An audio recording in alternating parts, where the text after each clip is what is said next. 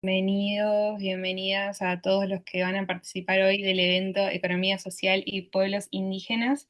Es un conversatorio que va a estar muy nutrido porque vamos a contar con un montón de visiones muy complementarias y muy interesantes. Pero antes de meternos de lleno en el conversatorio, me gustaría darle la palabra a Silvina, que es del CEPAS, para que se presente y nos comente un poco más del CEPAS y los pueblos indígenas.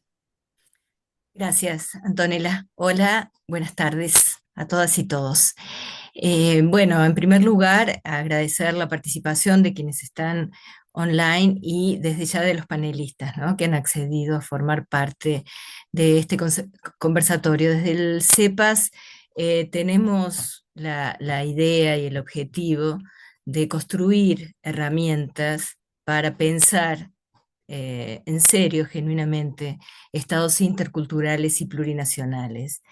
Y desde ese lugar es que tanto la economía, la Escuela Latinoamericana de Economía Social, como Infoterritorial, que es un portal de noticias que versa sobre conflictos territoriales y pueblos indígenas, están pensados para nutrir de esas ideas. Por lo cual, este conversatorio no es solamente una actividad de la escuela, sino que pretende ser una línea de trabajo permanente, esto que vincule la economía con los pueblos indígenas.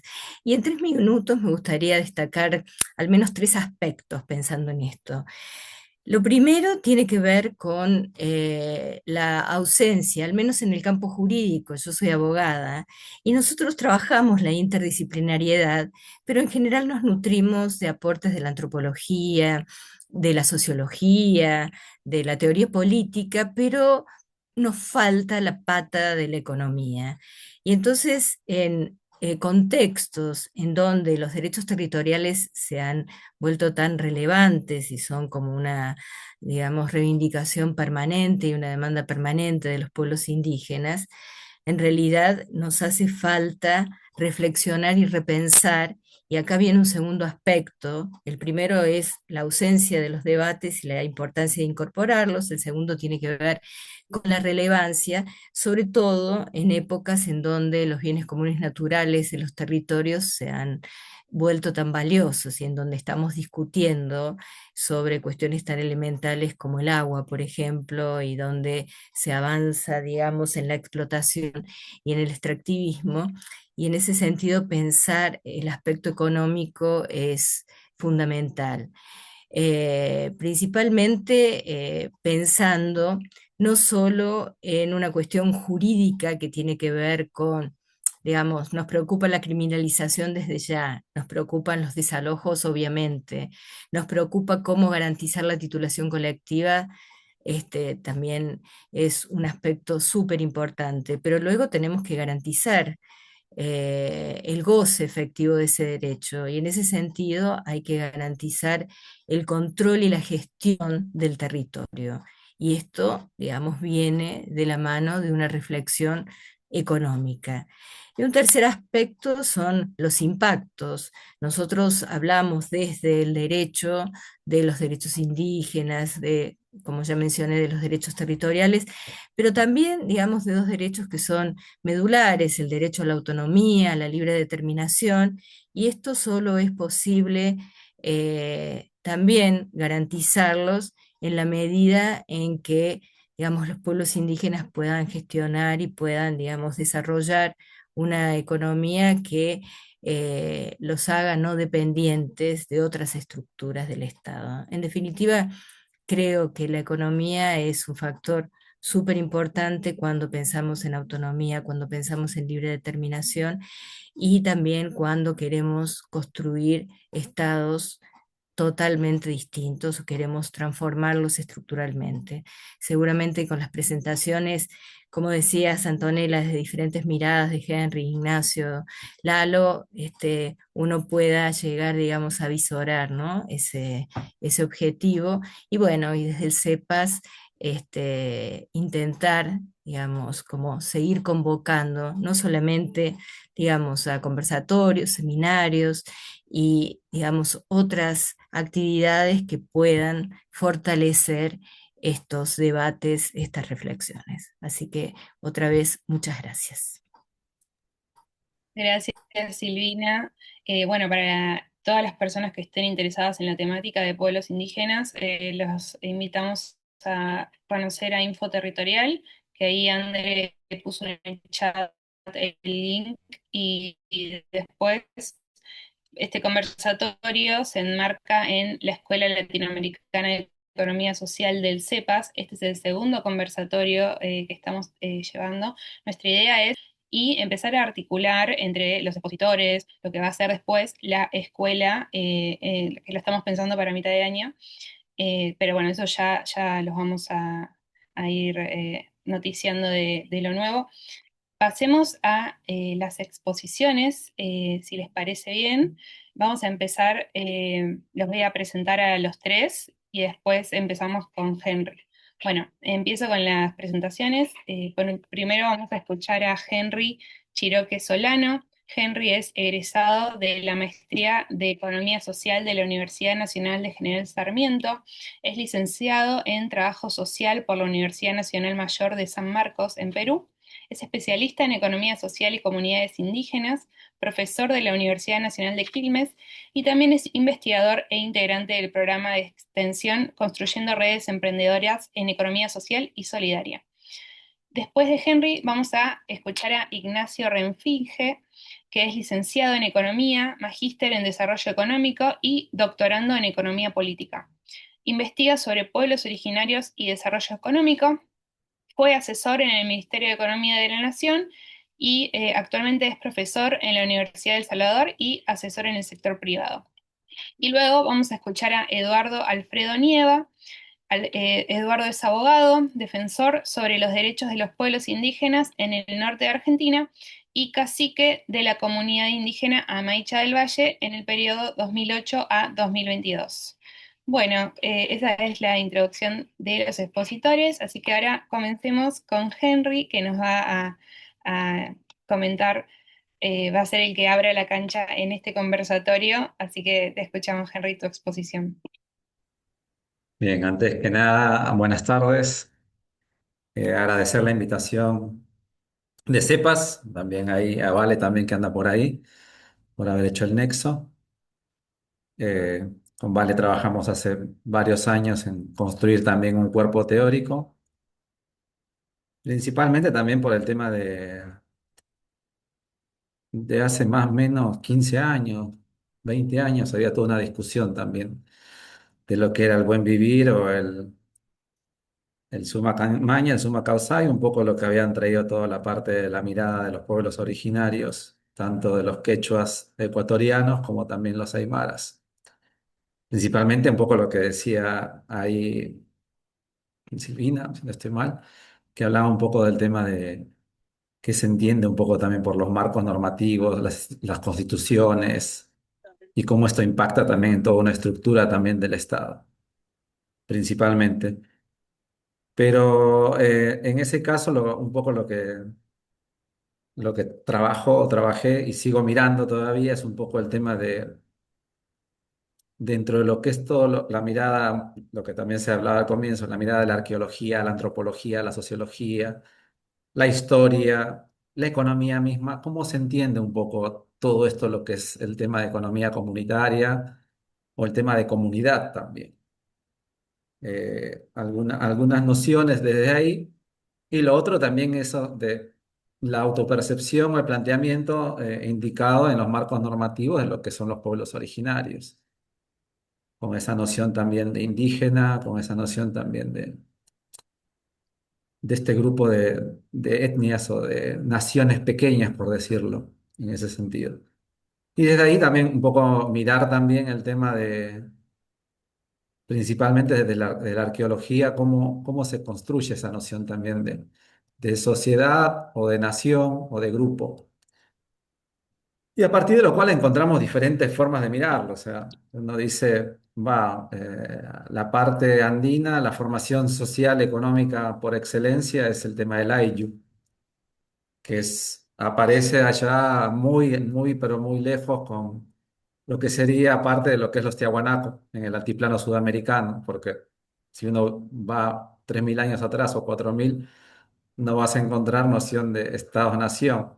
Vas a encontrar el tema principalmente de pequeños grupos o naciones territoriales, obviamente también entre el territorio, y que tienen diferentes formas de organizar su reproducción de la vida, en este caso. Y ahí vamos a encontrar principalmente cómo se empieza a gestar o a organizar el tema de lo que son las Aylus, o estos grupos que también tienen lazos consanguíneos para empezar a entender qué es el tema de la comunidad. Y que según también algunas nociones eurocentristas, también cómo trabajar la palabra de cooperación y también de interacción en ese sentido.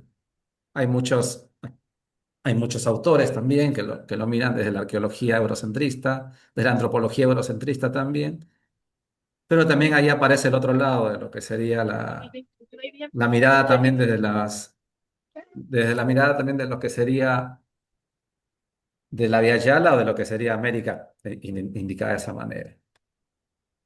Y esta noción de comunidad, esta noción también de que los trae los Tiahuanaco, que los trae los Wari, por indicar dos grandes naciones, para no usar la palabra imperio, que son precedentes al imperio inca, los Chimú también, encontramos también cómo se organiza el Estado, por decirlo, qué nociones tiene y qué planteamientos tiene para poder garantizar la reproducción de su sociedad en este sentido. Uno dice, bueno, cómo trabajaron la agricultura, la ganadería, y algo muy interesante que también escuchando algunos compañeros de México, de Perú, de Ecuador y de Bolivia, que aparece el tema de sin comunidad no hay economía, sin comunidad no hay eh, política, sin comunidad no hay cultura, y eso es importantísimo. O sea, ¿qué es eso de comunitario, de lo común? Y también el Estado tiene también ahí que resolver, o se trabaja la autogestión, o se trabaja el asociativismo, si lo queremos mirar también como una mirada también de economía social. Porque estas naciones, estos grupos garantizaban la reproducción de la vida. Tenían una noción importante de articulador central, en este caso de lo que es el trabajo. Un trabajo planteado desde el Estado, un trabajo planteado desde la comunidad y un trabajo que también traía el tema del individuo como parte de esta comunidad. Y también esa relación que tienen con la naturaleza, por indicarlo. Después, obviamente, uno empieza a mirar las interacciones la articulación con otros territorios, por indicar el tema de la construcción del imperio inca, que tampoco vamos a caer en el romanticismo, bueno, de que también, o sea, convivía con diversas etnias, los chancas, los chimú, los calchaquíes, los tupa guaraní, los guaraní, los wichi, por decirlo, todos los grupos que conocemos de este caso y lo más conocido acá en la Argentina, que es el Collasuyo, por indicarlo también. Y si uno empieza a revisar la arqueología, va a encontrar intercambios arqueológicos en los restos, si se va a Catamarca, en el Chincal, si se va a Salta, en Santa Rosa, si se va a Mendoza, lo va a ver en algún lado del Puente del Inca, o en alguna zona de Santiago del Estero, y va a mirar los intercambios que hubo en ese momento. ¿Por qué traigo esto? Porque la noción de economía es fundamental para garantizar también el tema de lo que es la redistribución desde un Estado presente, desde alguien que organiza la vida, y el tema también de lo que es la reciprocidad entre familias o comunidades en este caso. Y después la lógica de la autarquía, un poco también trayendo a Polanyi, que también mira también algunas cuestiones en ese sentido. Y ahí aparece algo interesante, el tema es que lo trae Rostorowski desde la historia también, y lo trae Murras de la antropología, el tema de los intercambios en sociedades que no tenían monedas.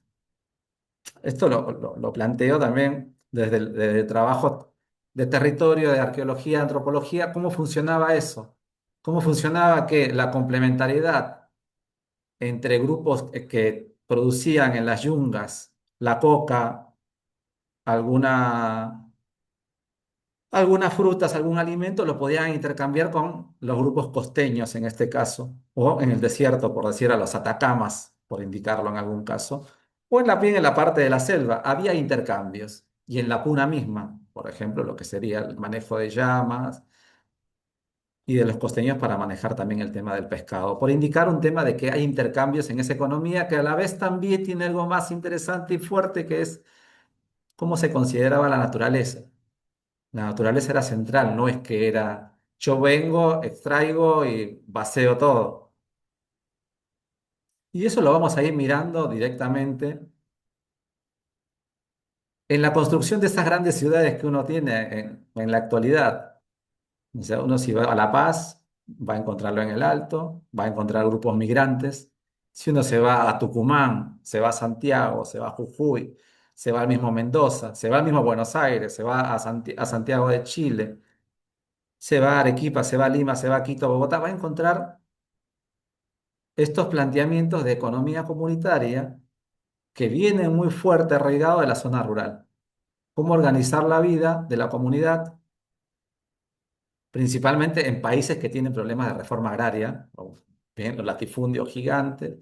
Hay una desigualdad en el tema del territorio, hay una desigualdad en el tema de la renta de la tierra, y eso lo vamos a verlo en los marcos normativos también. Sin ir muy lejos, acá en la ciudad de Buenos Aires vamos a encontrar que hay problemas para que los productores agrícolas bolivianos puedan garantizar tener alimento a buen precio para que la mayoría de nosotros que vivimos en las grandes ciudades podamos alimentarnos. ¿Por qué? Porque no son dueños de la tierra.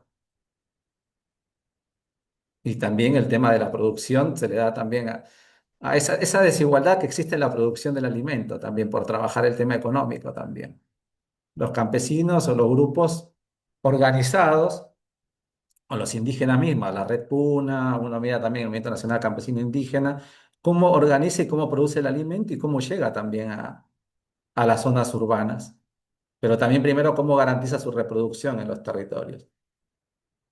Y en estas nociones también de lo que sería mirar los resultados después de más de una década de lo que pasó en Ecuador con la Constitución, o mirarlo también en Bolivia, hay que revisar el tema de cómo están esos resultados de esos planes de acción a partir de las constituciones, donde todavía hay problemas, obviamente, pero hay alguna redistribución que desde el Estado se planteaba.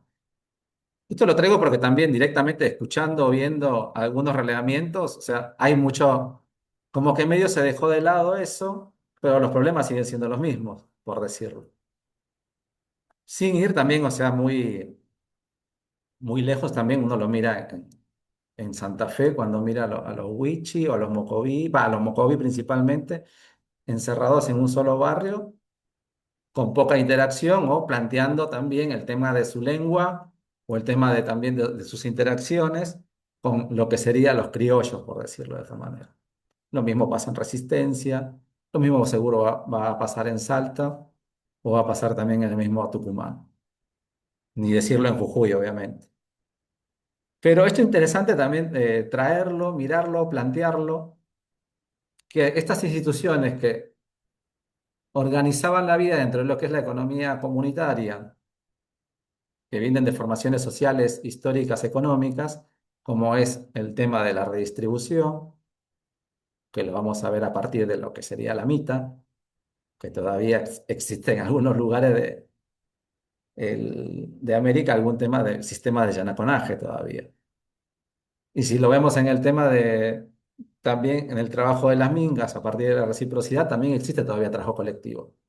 Y eso lo trabajan y se trae mucho en las zonas urbano de acá, de cualquier gran ciudad. Vamos a encontrar esos vestigios y esos planteamientos de intercambio.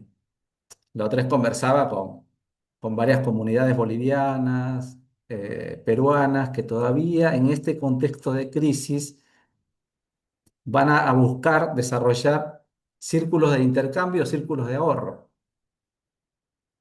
Cuando en la parte rural o en una anteriormente podían tranquilamente tener fondos que permitan garantizar la agricultura o la ganadería, en estas ciudades va a permitirle tener círculos de ahorro, ya sea para poner un negocio, para poder generar algún intercambio, para terminar la casa, para mejorar las condiciones comunitarias de algún barrio, porque Eso permite la asociación. Si lo miramos también con los indicadores o planteamientos de la economía social, solidaria y popular también.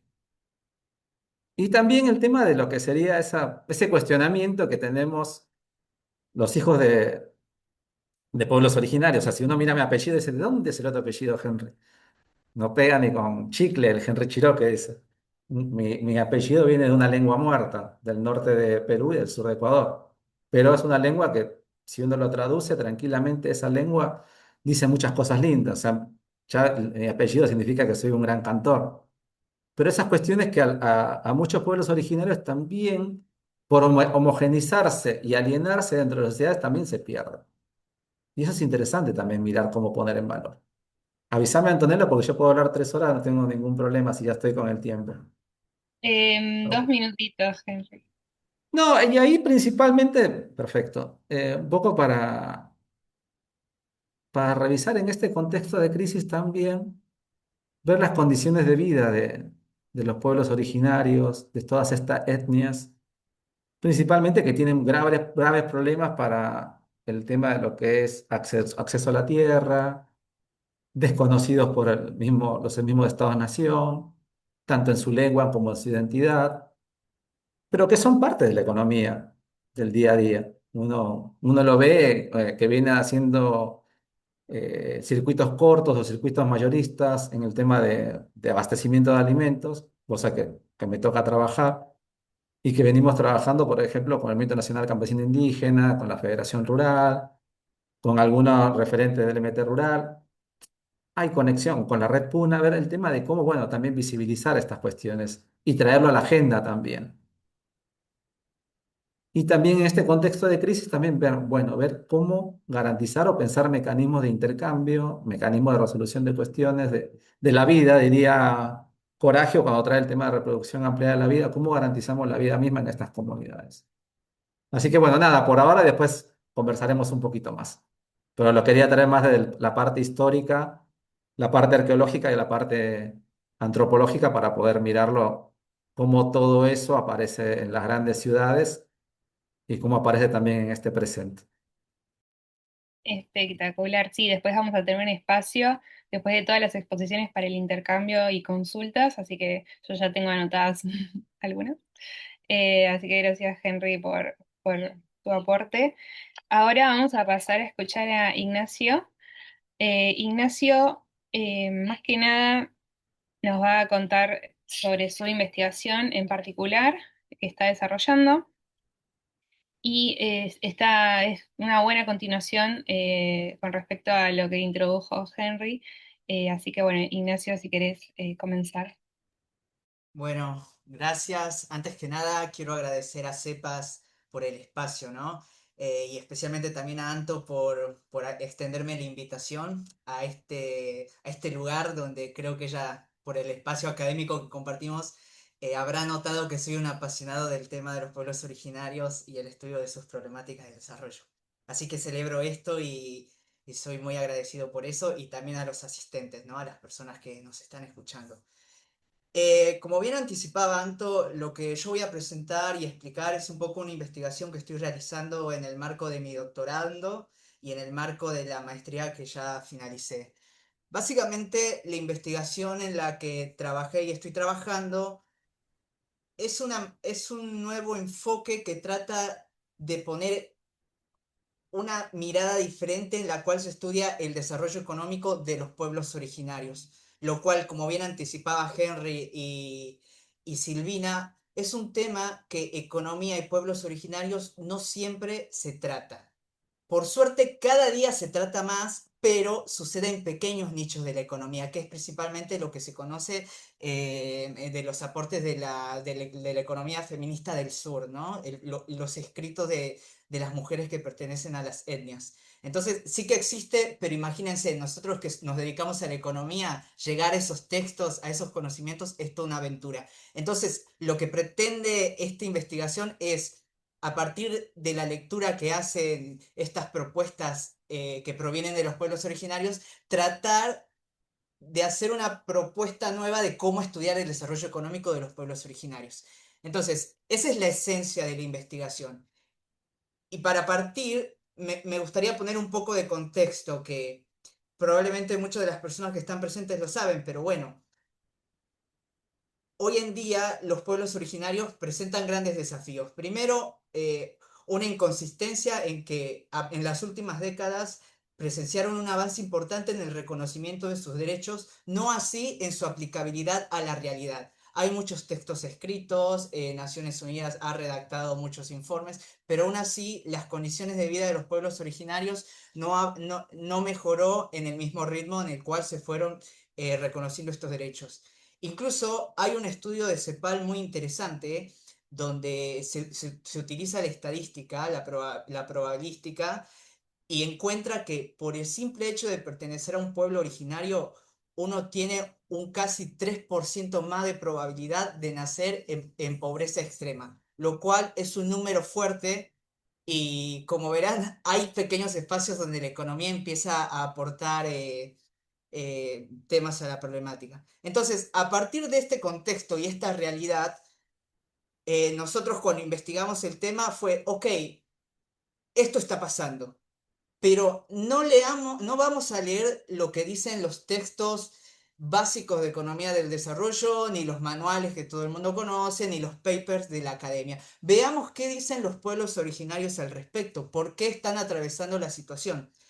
Y eso, ese proceso de investigación, de meterme con la bibliografía, me topó con un libro muy interesante de Francesca Gargallo que se llama Feminismos desde la Via Yala, ideas y proposiciones de las mujeres de 607 pueblos originarios de nuestra América. En este libro, la investigadora, a partir del intercambio con comunidades, trata de desarrollar una explicación desde la perspectiva de ellos de por qué hoy sus condiciones de vida son peores que la del resto de la población no indígena. Y al respecto encuentra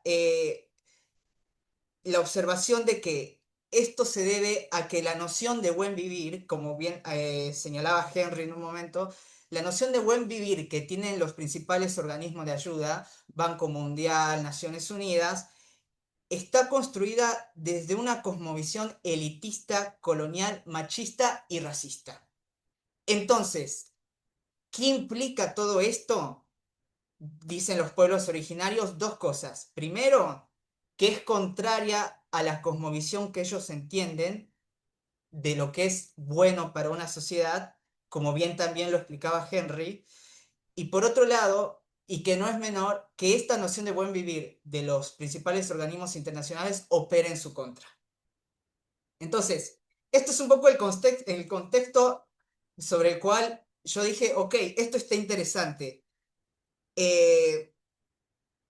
Y bueno, fue, ok, a partir de acá, ¿cómo pensar el desarrollo? Y lo que dicen los pueblos originarios es, reconociendo lo que acabo de mencionar, se necesita pensar el desarrollo reconociendo que hay diversas formas de interpretar la realidad y por ende distintas formas de entender lo que es bueno o malo, dependiendo de las cuestiones culturales, y esto, que al final interpretar el mundo, ¿no? Y por otro lado, y que no es menor, y me parece que también lo mencionó Henry, lo cual me parece genial estar después de él, es empezar a reconocer y validar el conocimiento de los pueblos originarios, que ellos también escriben, ellos también investigan, ellos también analizan problemáticas y tienen reflexiones, propuestas. ¿Por qué señalan esto? Porque hoy el conocimiento, al igual que esa noción de buen vivir elitista, colonial, machista y racista, también se encuentra, digámosle, manchada por estos aspectos, lo cual genera que el conocimiento al fin y al cabo termine siguiendo una agenda, que quizás es un poco lo que advertía Silvina al inicio. Cuando uno va a ver la economía, es difícil encontrar textos que nos expliquen alguna problemática de los pueblos originarios. Entonces, sobre este contexto y sobre estos aportes de los pueblos originarios, surgió la idea de investigar qué pasa si evaluamos la compatibilidad entre la noción del buen vivir de la etnia wichí de la provincia de Salta y el concepto de buen vivir que manejan los principales organismos internacionales que básicamente es estudiar la noción del buen vivir de las teorías neoliberales, que son al fin y al cabo el mainstream económico sobre el cual se escriben muchas de las recetas que terminan llevando a cabo estos organismos, ¿no? Entonces, ese es el concepto de la investigación. Y antes que nada, antes de avanzar a los resultados, quiero decir que si bien ahora voy a presentar los resultados desde una manera bastante sintética, detrás de estos resultados hay un esfuerzo increíble que hicimos para tratar de encontrar el origen, el rol de las instituciones en el sistema capitalista, cómo tratar de entender y hacer una nueva propuesta teórica de cómo vincular la cosmovisión con el conocimiento de la economía, con el desarrollo económico. Hay todo un trabajo enorme en ese sentido y lo que quiero destacar es que mucho de esto está basado en autores que quizás no son populares en la economía, pero han escrito. Por ejemplo, Henry mencionaba en un momento Polanyi. Para mí Polanyi fue un pilar fundamental en esta investigación. Sin embargo, nosotros que hacemos economía rara vez escuchamos su nombre, lo cual es llamativo porque Polanyi tiene mucho que decir sobre la conformación de los sistemas económicos. Teniendo esto presente y habiendo dado un pantallazo del contexto y cómo se fue desarrollando la motivación de esta investigación y qué vamos a investigar, les voy a proceder a explicar un poco los resultados. Lo que encontramos fue lo siguiente. Por un lado, que los principales organismos internacionales entienden que el buen vivir es sinónimo de acumular riqueza. Y esto sucede en el marco del sistema capitalista. Y ahora bien, ¿cómo se obtiene ese buen vivir? ¿Cómo se obtiene la maximización de la riqueza? A partir de dos condiciones. Primero, las relaciones sociales tienen que suceder de forma asimétrica, porque es lo que permite la ganancia. Y esto marca también algo importante. Se predomina la obtención de la ganancia, se deja de lado el comportamiento moral. La acumulación sucede al margen del comportamiento moral. ¿Por qué? Porque acá lo importante es maximizar riqueza. Eso es bienestar. Cómo se lo obtiene no se cuestiona. Lo importante es maximizar. Y por otro lado, esta visión de maximizar riqueza también genera una manera de entender el entorno, la naturaleza, como un recurso productivo que tiene que funcionar a merced de este deseo de bienestar, de acumular riqueza. Entonces, la tierra, la naturaleza, es vista como un medio apropiable donde lo racional es utilizarlo para maximizar la riqueza por medio de su explotación. De nuevo, así como los vínculos sociales suceden al margen del comportamiento moral, el uso de la tierra también sucede al margen del impacto que realmente genera esa explotación. Porque al fin y al cabo, el objetivo, lo que se entiende bueno, deseable, es acumular riqueza. Habiendo dicho esto, quiero de nuevo marcar, es lo que proponen los organismos internacionales, la visión del sistema capitalista. Ahora, por otro lado, es analizar, ok, ¿qué entiende la etnia wichí sobre todo lo que dije? ¿Cuál es el correlato de lo que acabo de decir para la etnia wichí? Para eso acudí a otro libro súper interesante que escribió el cacique Juan de Dios, cacique de la etnia wichí de la provincia de Salta, donde él explica más o menos cómo entienden ellos el mundo, ¿no? Esta etnia. Y acá resulta súper interesante y fue todo un desafío darle una interpretación a los textos. Y ahí me topé desde mi propia experiencia cómo mi mente está estructurada del conocimiento occidental, porque había muchas cosas que planteaba el cacique que a mí me costaban mucho imaginar. Por ejemplo, que el origen del mundo salía de una semilla y cuestiones así que al fin y al cabo ellos explican que a veces se valen de las metáforas para instaurar instituciones sociales que regulen el comportamiento. Entonces, ya de por sí la lectura fue todo un desafío, pero bueno, habiendo hecho esta pequeña introducción para dar un poco en cuenta del desafío que implica como como economista y quien hace economía, volcar estas problemáticas y estos análisis, ¿no? Voy a proceder a explicar cuál es el correlato de la etnia wichí. Por un lado, ellos entienden esta etnia wichí, ellas entienden que el buen vivir es construir relaciones armónicas tanto entre pares como con el entorno. Esto es persona a persona y yo con el universo. y esta concepción del universo va más allá de la naturaleza. Entonces, ¿cómo se alcanza todo esto? Por un lado, las relaciones sociales, como bien decía Henry, tiene que predominar la hermandad, la reciprocidad, el respeto, el reconocimiento de la diversidad y visualizar a la persona que tengo al lado como alguien tan importante para el sistema como yo lo soy. Y por otro lado, la tierra, la naturaleza para ellos, dice Juan de Dios, es percibida como una fuente de medios para subsistir.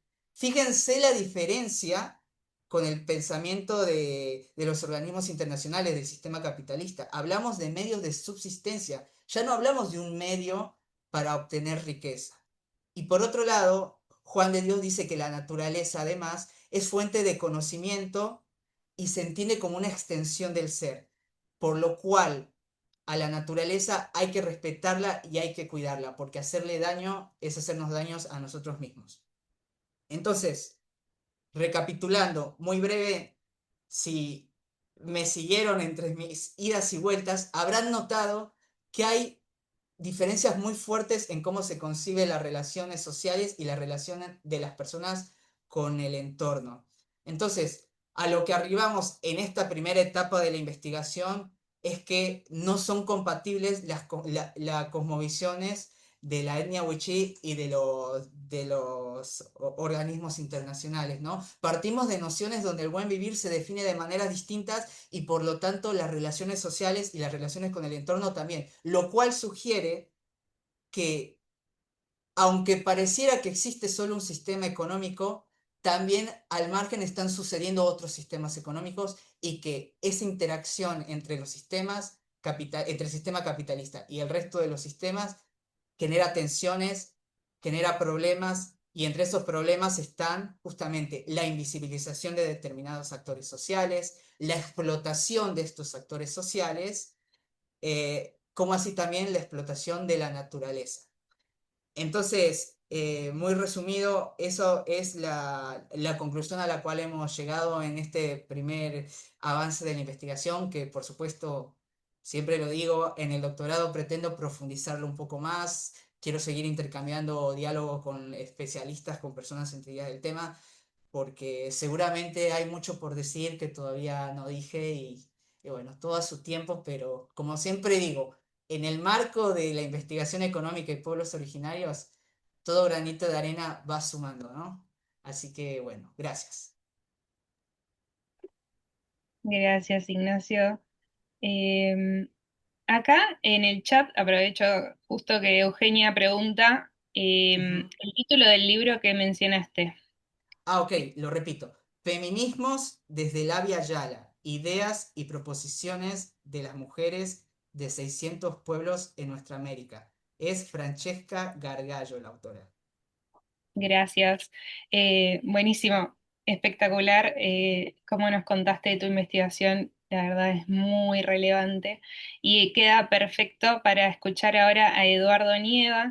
Eduardo, ¿estás por ahí? Ahí Sí, estás, perfecto. Queremos perfecto. escucharte que nos vas a Bueno, con respecto a todo lo que mu- estuvimos hablando. muchas gracias. La verdad que agradecerles a ustedes por la invitación. Es muy importante la temática, algo muy lindo. Siempre lo he buscado para hablarlo, porque la verdad que nos hace falta mucho este tipo de diálogos interculturales para poder tener una mirada sobre los pueblos indígenas también como economía. Eh, Muy importante.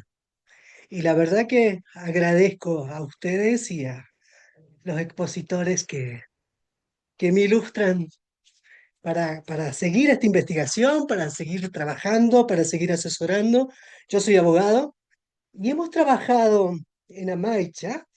Es algo importante que les quiero decir que mi comunidad ya tiene 52.812 hectáreas de propiedad comunitaria. Tiene seguridad territorial en una parte. Es sumamente importante para poder proyectarse y hacer un autodesarrollo. Y hablar de economía Si bien es cierto, por otro lado, asesoro a otras comunidades indígenas en el norte del país que no tienen esa seguridad jurídica y la verdad que se hace difícil, mucho más complicado, poder promover un autodesarrollo interno y poder hablar de una economía comunitaria. Entonces, si bien es cierto, hay lugares que me han sorprendido muchísimo, con una producción de productos sumamente ricos, ecológicos y bien importantes. A veces esa seguridad jurídica para proyectarse es importante también, ¿no? Esa seguridad territorial en ese sentido. Amaicha, nosotros éramos un equipo de comuneros y un equipo de técnicos no comuneros.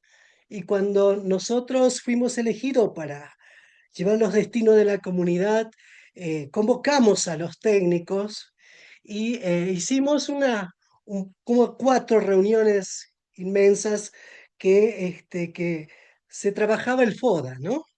eh, a ver cuáles eran nuestras virtudes, ¿no? Nuestras debilidades y cuáles eran nuestras proyecciones a futuro.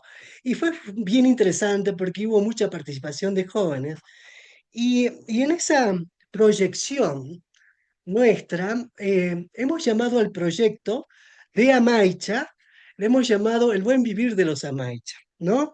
En una concepción de cómo uno vive en equilibrio con la madre tierra, ¿no? Cómo autodesarrollarse, pero sin dañar, ¿no? Cómo autodesarrollarse teniendo un equilibrio material, pero también un equilibrio espiritual, emocional, en el individuo y en lo colectivo, que siempre las ambiciones a veces son dispares entre el individual y el colectivo. ¿Cómo equilibrar esas situaciones? Era un gran desafío para todos nosotros y hemos trabajado bastante, mucho con los abuelos que también soñaban como nosotros. Y hemos decidido trabajar en 4 ejes fundamentales, el Valle Calchaquí nuestro, en todo lo que es Salta, Tucumán y Catamarca. Es muy rico para la vitivinicultura. Mi comunidad ya estaba haciendo vitivinicultura en pequeñas parcelas y los productos no eran muy bien vendidos hacia cuando venían los grandes bodegueros de Cafayate o de Santa María a hacer las compras en las comunidades. Entonces, hemos hecho un desafío de trabajar la vitivinicultura y en todo eso trabajar el tema agua, que es escaso en todo el Valle Calchaquí, es muy escaso. El tema de las cerámicas y todo lo que es artesanía en todas sus dimensiones, porque es muy rico el valle, y también trabajar sobre la seguridad y la soberanía alimentaria produciendo, ¿no? Produciendo para el consumo, consumir sano y algún remanente mandarlo al mercado. Eh, Ese era el desafío nuestro, de los ejes fundamentales.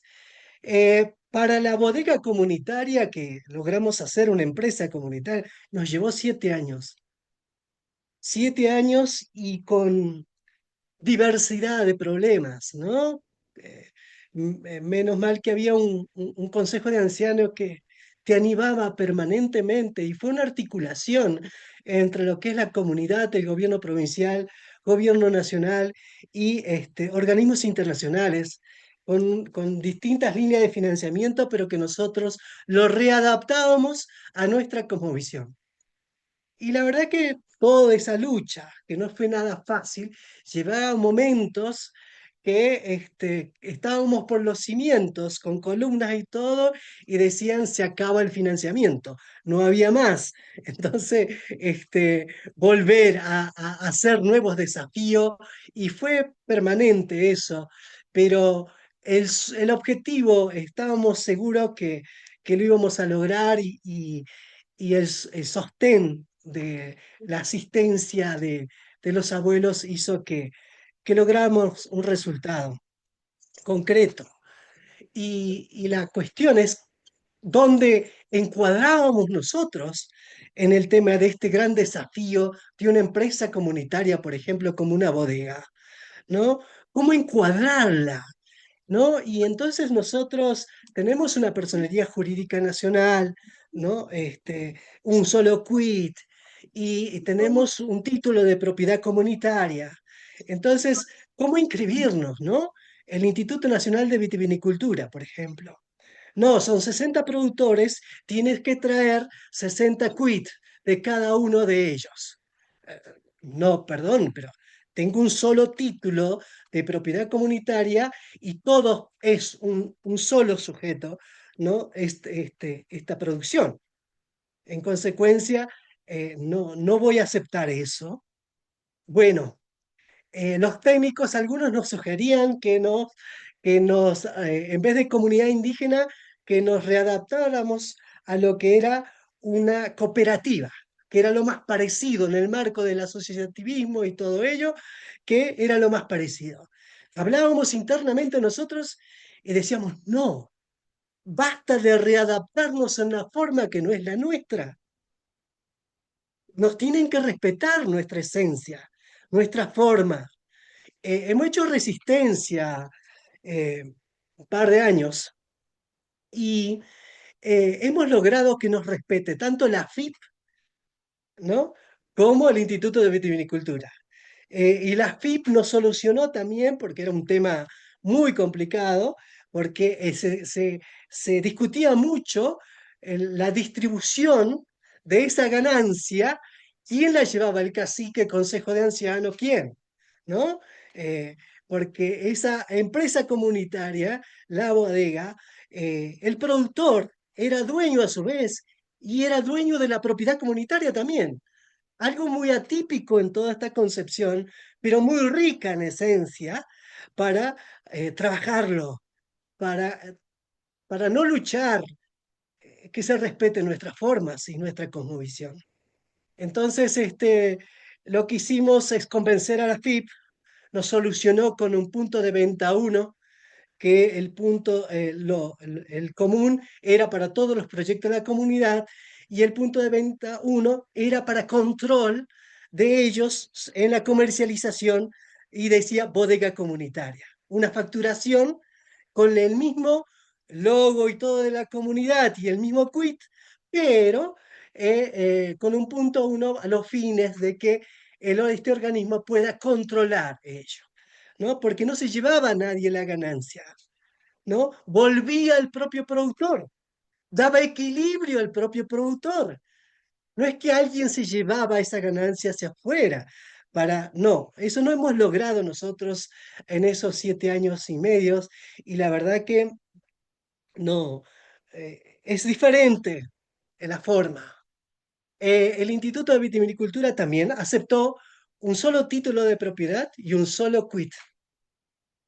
Eh, Fue ello, bueno, hemos convencido casi a todos, nos llevó años, y la verdad que hemos podido ver que es un sistema muy rico, muy interesante, y guarda equilibrio cuando en el mundo el problema es la distribución de las grandes riquezas y que se concentran en unos cuantos, en un sistema comunitario, en esta parte de estas tres economías del mundo, ¿no?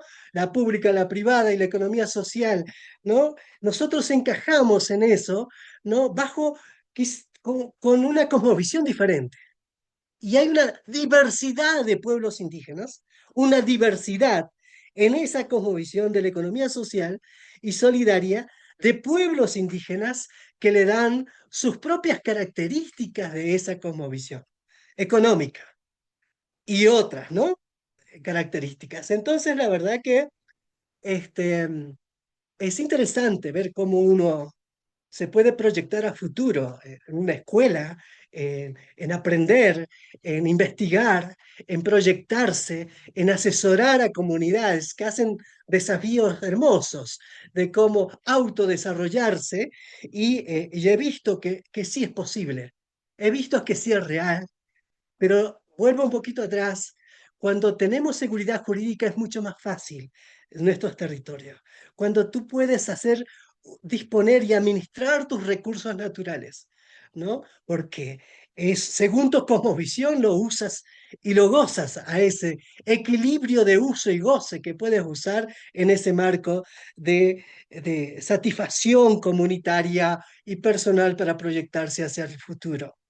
Entonces, regular esas situaciones es hacer parámetros mínimos indispensables para que podamos desarrollarnos. Yo me llegué a preguntar qué ocurre con aquellas que no tienen sus títulos de propiedad, que son la mayoría, que no hay una seguridad jurídica territorial. Y digo yo, bueno, vamos a hacer de vuelta desafíos de emprendimientos comunitarios, de autodesarrollos, que también coayudan a ejercer esa soberanía territorial dentro de tu territorio, ese ejercicio del derecho. Decirlo es muy fácil, pero llevarlo a la práctica te lleva años. Nosotros hemos tenido 12 años de gobierno y medio.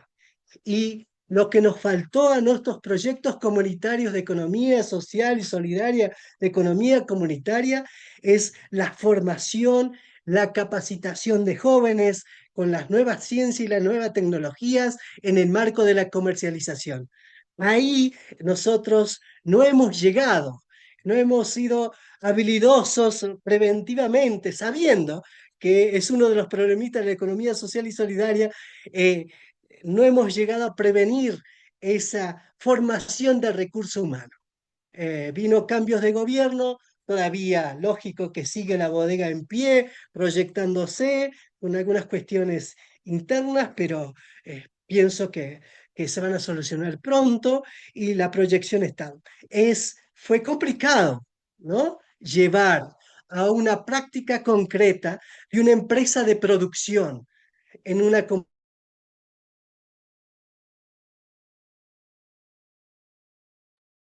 Uy, se congeló, ¿no? Parece que se cayó. Ah, bueno, se congeló Eduardo en el momento que estaba. Pero bueno, Ok. ahí Ahí, volviste, ahí Eduardo. volvió. Bien, perfecto. Entonces, lo último, ya para cerrar, y lo que sí quedó, nosotros habíamos soñado con una empresa de producción y con una empresa de servicio que era de agua potables. Y bueno, hay gente que sabe esto y que lo hicimos con UNICEF, con el gobierno provincial, nacional. Son 3.200 usuarios para agua potable en Amaicha. La verdad que fue a licitación, soñábamos hacer el punto de venta 2 con, con, con los organismos, porque una era de producción y otra de servicio como empresas comunitarias. Eh, Falleció de COVID el que había ganado la licitación del agua potable, la empresa quedó al 80% hace 6 años que nos fuimos nosotros del gobierno y está exactamente igual. Le falta un 20% a culminar esa empresa. Entonces, los desafíos son grandes, ¿no? Hay cosas que hemos logrado, hay cosas que no, hay cosas que quedaron con cierta tristeza, pero que realmente hemos podido probar que en un marco de interculturalidad, de conocimientos interculturales, de riqueza de conocimientos interculturales, hemos podido lograr resultados concretos. ¿Que habrá para mejorar? Claro que sí. Claro, porque esto se hace medio al camino al andar en el Instituto de Vitivinicultura, en la FIP, luchando en un organismo, en otro, para ver cómo encajas tu forma, tu visión, tu forma de ver el mundo, ¿no? Y es lo más fácil, es decir, me voy a constituir una cooperativa de trabajo, una cooperativa productiva y ya, soluciono el tema. No lidio con esto. Nosotros hicimos resistencia y hemos podido probar que sí es posible. ¿Lleva más años? Pero bueno, sí es real, sí es posible. Así que soñar también es muy lindo y gracias a ustedes por la invitación, porque la verdad que con sus comentarios, con sus ideas, me han ilustrado mucho y me hubiese gustado haberlos escuchado más ideas para que realmente en este quehacer de la vida cotidiana, cuando uno asesora, se encuentra con otros sueños de otros hermanos que uno le quiere hacer un poco, que no sea tan difícil, que no lleve tantos años como nosotros, que sea mucho más fácil. Así que gracias y un gusto enorme haber compartido con ustedes este momento.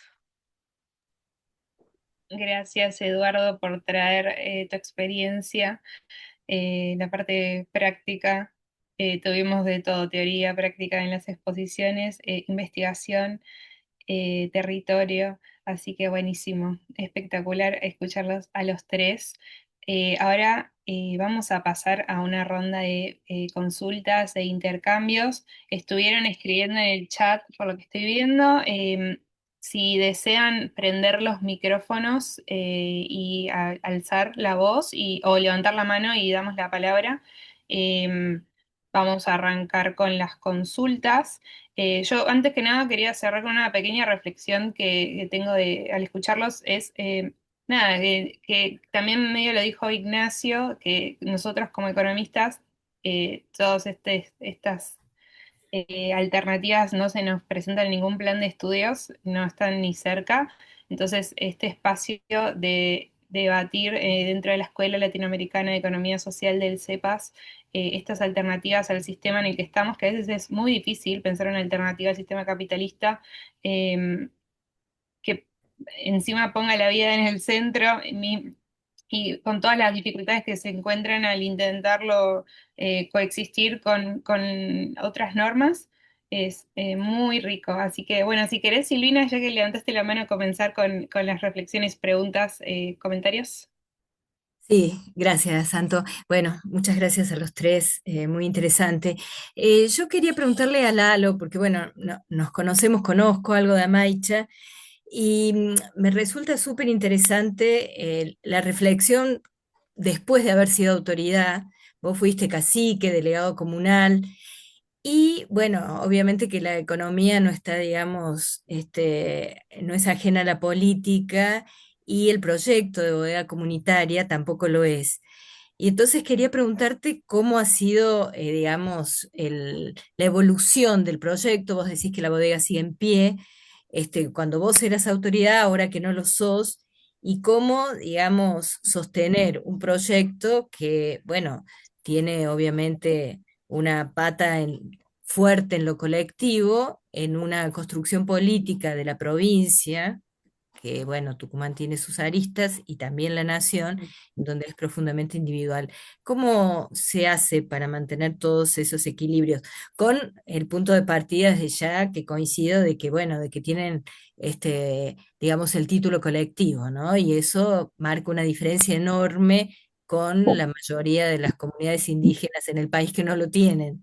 Diría que Amaicha es una de las excepciones. Gracias, Silvina. Mira, me voy a animar a seguir soñando y también ver cómo uno revisa, ¿no? Cuando uno ya deja eso y que se siga proyectando. Lo que no tengo dudas es el sistema de distribución interno en la comunidad, es lo más rico que he podido ver en todo este tiempo, porque el productor es dueño de la tierra y es dueño de la bodega. Entonces, la verdad que es sumamente importante eso y donde puedo ver que su trabajo, su esfuerzo en el campo del quehacer cotidiano para tener una uva en buenas condiciones, ¿no? Cómo se puede proyectar. Eh, su trabajo está siendo justo a la hora de la retribución. Nadie abusa de eso. Y eso estoy muy conforme con todo ello, muy conforme, porque ellos mismos se autoproclaman el precio, autoproclaman la forma, si va a ser a maquila o a vino, cómo va a ser la forma de su paga, ¿no? Eso no tengo dudas de ese modelo económico comunitario, que da un equilibrio justo y equitativo.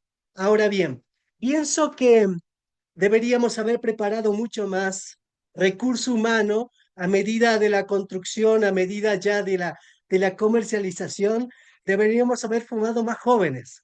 Incluso deberíamos haber hacer intercambio de buenas prácticas con otras bodegas, ya con otras prácticas del otro sistema, para ver cómo se complementa el nuestro y que no pierda la esencia, porque es un producto altamente competitivo el vino en estos lados. Entonces nosotros entrar con una marca colectiva de Sumas Causay, del vino, y poder instalarlo en un mercado, es complicado, ¿no? ¿No? Es difícil. Pero sí hemos trabajado mucho con el turismo. Hemos trabajado, Amaicha tiene turismo, entonces la bodega tiene una arquitectura muy linda, que es una arquitectura tradicional circular, donde sí es posible, ¿no? Nosotros habíamos proyectado en la bodega un polo productivo más con artesanía, de hecho está hecho a medias. Seguir eso con un molino comunitario para que haya harina de algarroba, para que se hagan los patay, para que se haga la ulpada, todo ello, ¿no? Hay lugar para eso y de hecho se reservó para eso.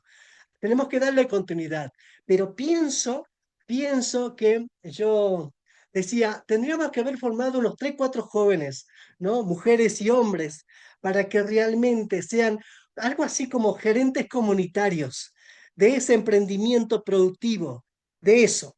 Y otro del tema artesanías, y otro del tema servicio de agua, que hemos hecho una inversión enorme de agua muy lindo, pero que nos falta. Nosotros siempre carecemos de agua. Entonces, pienso que esa formación de recurso humano nos faltó muchísimo.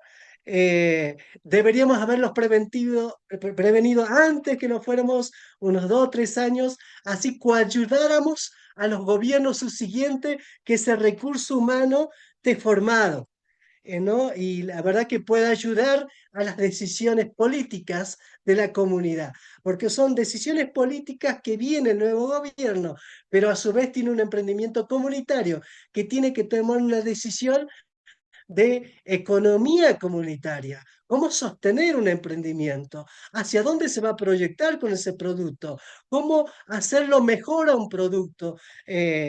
Darle calidad a ese producto sin perder la esencia colectiva y comunitaria. Bueno, hay otros puntos donde hay que seguir pensando para ver cómo se proyecta y otros. ¿No? No tan solo el vino, están las artesanías, está el pimentón, el comino, las especies que guardan las aromas más ricas y calidad del valle. Y eso está probadísimo. El turismo comunitario, el turismo ecológico, cómo se complementa en esta economía con el tema bodega y todo ello. Es un gran desafío, es interesante para pensarlo, pero pienso que deberíamos haber apostado un poquito más como una escuela de ustedes, ¿no? Comunitaria. Pero bueno, es esto. Gracias, Eduardo. Bueno, Alberto, ¿querés seguir? Sí, muchas gracias, muy interesante. Una pregunta para los tres. ¿Cómo se regulan? Tomamos el desafío que plantea Eduardo acerca de que hay que hacer actividades de capacitación para gerentes comunitarios de proyectos económicos indígenas, a ver si podemos pergeñar algo y nos ayuda a pergeñar eso Antonella seguro iremos viendo. Mi pregunta es para los tres, ¿cómo piensan y cuáles son los problemas centrales de la relación económica con actores externos a la comunidad? Porque no se puede pensar que sean economías autosuficientes. El mismo Lalo lo está diciendo, hay que tener relación a cooperadores económicos, mañana capaz que viene alguien y quiere invertir en la bodega, si eso es posible, o quiere hacer un proyecto asociativo. ¿Cómo se regula? ¿Se regula con categorías del mundo económico general? ¿Cómo influyen las categorías propias? ¿Cómo manejan ese tema? Y en segundo lugar, si bien es cierto, existen Esa es la primera pregunta para que. En segundo lugar, las relaciones ahora intraeconómicas, no creo, no lo conozco, pero no creo que siempre sean tan armónicas. Debe haber muchos conflictos acerca de cómo resolverlo, cómo hacerlo, cuál es la calidad de la uva, si hacer turismo en esta época o no, cómo vender. Bueno, todo en cualquier relación, cualquier comunidad existen conflictos de tipo económico que no sé cómo se resuelve. No creo que se resuelva solamente ni preferentemente por la propia comunidad, intervención de las autoridades, ahí dirigimos. Bueno, esa pregunta, no sé si. Esas dos preguntas. La relación con los agentes externos y cómo son la regulación de los problemas económicos intracomunidad. A cualquiera, o a los tres. Sí, Henry. No, ahí, a ver, es interesante un poco cómo lo marcaba Ignacio y también Eduardo. Justo estaba revisando ahí varias cosas, bastantes estudios de los 70 de antropología, y algo que vos lo planteas bastante bien, Alberto, cómo trabajar ahí y salir de ese concepto también romántico que solamente la comunidad se va a encerrar o va a resolver las cuestiones frente a un intercambio con el sistema capitalista. Eso es algo también, ya de por sí caer en una mirada bastante errónea, por decirlo. Y algo que marcaba muy bien Eduardo es el tema de, bueno, ¿cómo se construye ese proceso? No es algo que digan, bueno, en un territorio que tiene tantas parcelas o donde el tema de la propiedad de la tierra, como también lo marcaba Ignacio cuando hablaba de la mirada Wichi y el tema también de la concepción de naturaleza, ¿cómo nos ponemos de acuerdo? ¿Cómo garantizamos el tema primero del sentido de los derechos de la comunidad? Eso es importante también. Sabiendo que también no hay herramientas también legales dentro de lo que sería un mundo capitalista, porque es la realidad, es lo marca bastante bien Alberto, vivimos en una sociedad capitalista. Y ahí lo que planteaban algunos estudios, y también lo ves en el tema de la producción de alimentos, donde vengo trabajando, es muy complejo el tema de hasta dónde puedo garantizar la autosuficiencia, primero, y segundo, el tema de los excedentes, cómo se colocan. Principalmente se piensa en ese intercambio, cómo yo primero garantizo el tema de colocar mis bienes y servicios en el mercado. Y ahí también voy a apelar también a la mirada cooperativista, porque mayormente voy a tomar alguna legislación cooperativista, alguna articulación, como lo marcaba bastante bien también Ignacio y Eduardo, del tema del sistema de economía plural, que también lo marca bastante bien ahí José Luis Coragio también. Cómo trabajo las relaciones entre el mundo de la economía privada, la economía estatal, y una economía popular o comunitaria, como quiera llamarlo. El tema es, bueno, ¿cómo hago esos acuerdos para poder resolver primero las necesidades de la gente? Lo que sí, obviamente, va a ir con otra lógica, no va a ir con una lógica solamente de garantizar oferta y demanda, sino primero, y que lo marcaba bien ahí Ignacio, es el tema de garantizar primero las relaciones con la naturaleza y primero garantizar la sustentabilidad o la supervivencia de la comunidad misma también. Yo lo plantearía desde esa mirada también, un poco para revisar también los marcos normativos locales, provinciales y nacionales, cómo lo están mirando. Y pensar también el tema de la construcción de esas cadenas y circuitos de intercambio o circuitos económicos. Pensando en el tema de, bueno, voy a matar o terminar absorbiendo los excedentes de pequeños productores para garantizar que un consumidor tenga buena mercadería y yo del 100% le pago el 10% al productor, o voy a garantizar la apertura de la construcción de precios y de costos con todo el circuito que se viene trabajando. Se está trabajando mucho también en los circuitos cortos de alimentarios en este caso, principalmente con algunas comunidades sanjuaninas, tucumanas, de bolivianos que, por ejemplo, abastecen de alimentos acá en el Gran Buenos Aires.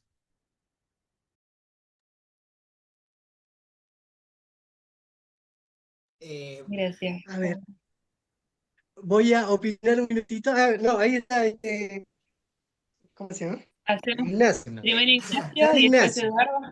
Gracias, Hacemos Eduardo. primero Ignacio y después Eduardo. Impecable. Bueno, excelente pregunta la que plantea Alberto, ¿no? Y como decía Henry, en este campo de estudio donde se analizan las etnias, siempre uno, a mí me ha pasado en una primera instancia, caes en esa trampa de la autosuficiencia, de bueno, pero la realidad es que justamente hay que tratar de buscar la manera en la cual empiecen a coexistir los distintos sistemas económicos, como así también sus actores, ¿no? Puntualmente a la pregunta que hace Alberto, yo creo que quizás una de las principales problemáticas que yo veo en la participación de actores externos es quizás esa pérdida de soberanía que enfatizaba Eduardo, ¿no? Que no solo entendíamos la soberanía dentro del entorno en el cual desarrollan las actividades, ¿no? Sino también en la manera en la cual justamente entienden el mundo, en esa cosmovisión, ¿no? Tratar que cuando entren actores externos, un riesgo es que se genere, como lo dice este cacique Juan de Dios de la etnia Huichi, la contaminación de la cosmovisión del hombre blanco, ¿no? Que la comunidad empieza a tener un shock externo en la cual los valores e ideales se empiecen a perder o empiecen a mutar en este sistema que hay que reconocer que débil no es y tiene una argumentación que se basa en un racionalismo que a veces puede ser engañoso y tramposo.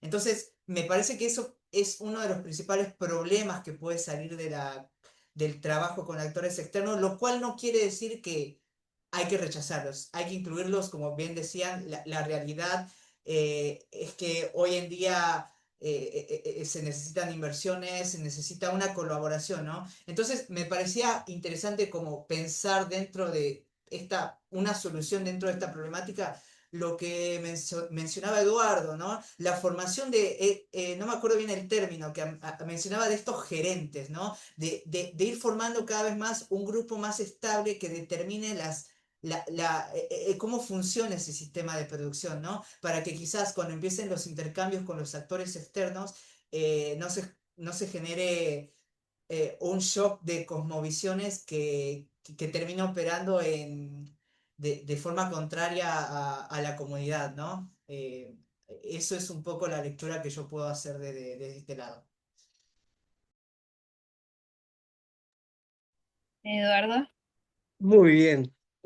Me quedé pensando en todo lo que estaban diciendo y la verdad que, mira, yo hacia el interno de la comunidad, sí, claro, siempre hay cuestiones de calidad, el tema de la cantidad, de que se trata de garantizar eso para una buena cosecha.